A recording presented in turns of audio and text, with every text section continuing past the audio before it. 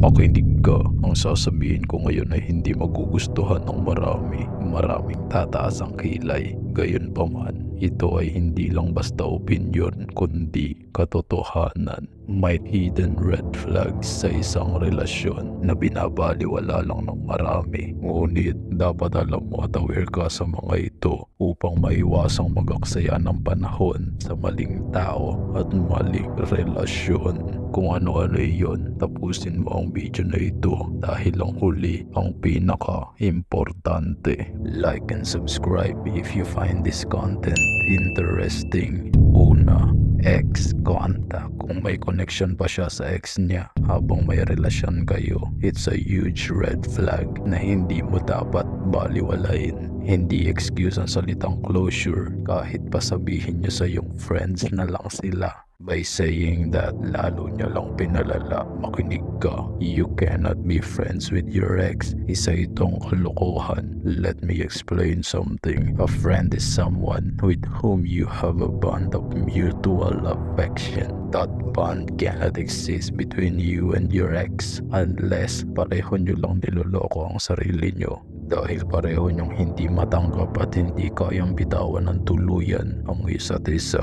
Ang ending para lang downgrade isang malaking katatawanan. Some woke people kuno will say I'm insecure. Ngunit for what purpose is befriending your ex? What's the point? Lalo na kung nasa bagong relasyon ka na, wala nang saysayang makipagkaibigan pa sa iyong ex. Kaya naman, kung may connection pa rin siya sa ex niya at may label silang friends habang nasa relasyon kayo, it's a giant red flag na babaliwalain lang ng isang taong walang respeto sa sarili at hindi alam ang halaga ng dignidad. Pangalawa, best friend with the opposite sex. I'm talking about having a girl best friend or boy best friend. Kung nasa seryosong relasyon ka at ang partner mo ay may best friend na opposite sex at close pa sila, it's a huge red flag. Hindi na mahalaga kung ka-close mo rin siya. Kung ayaw mong masalisihan ng ahas, huwag kang magtatanga-tangahan. If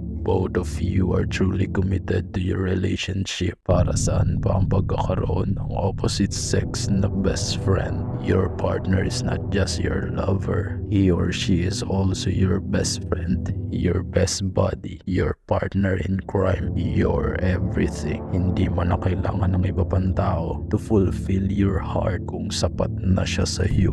Unless your partner is not enough at hindi ka marunong makontento. Now, some people might say I'm insecure. Understandable, dahil makikated ang utak nila. Some people might say I'm narcissistic. Understandable, lalo na kung close-minded sila. Ngayon, ikaw na nakikinig, huwag ka nang magpaloko sa mga ganitong ideolohiya. Baka masalisihan ka pa ni best friend niya.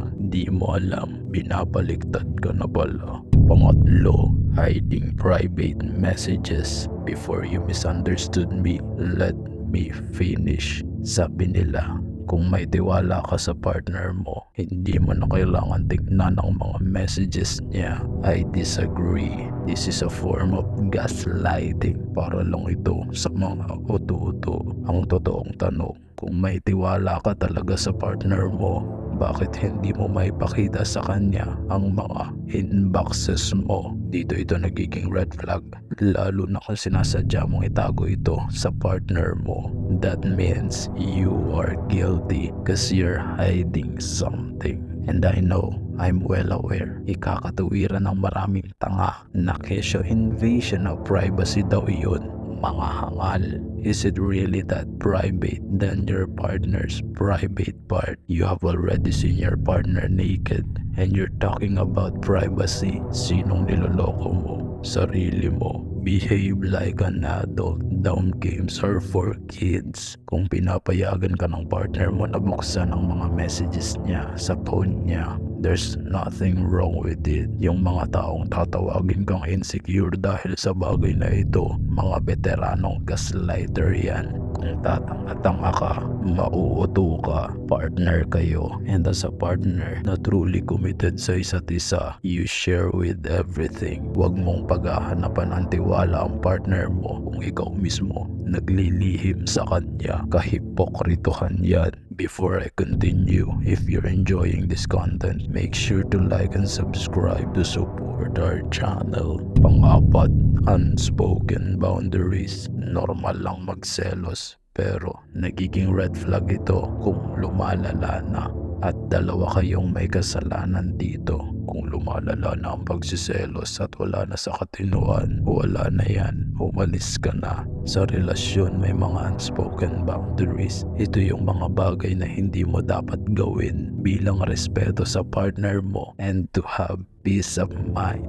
Hindi magsiselos yan kung walang pagseselosan at walang pagseselosan kung walang gumagawa ng dahilan. Ngayon, kung puro na lang selos ang laman ng relasyon nyo, both of you are at fault. Someone is making someone jealous at napaka-unhealthy nito. Matuto kang makiramdam sa partner mo. Be emotionally intelligent for the betterment of your relationship. Hindi laging kailangang may magsasabi kung alin ang disrespectful at hindi. Be sensitive and compassionate. Partner mo yan. Live in harmony. Don't forget to like and subscribe. Kung unawa ang may pandinig. Hanggang sa muli, tapat kong kawal.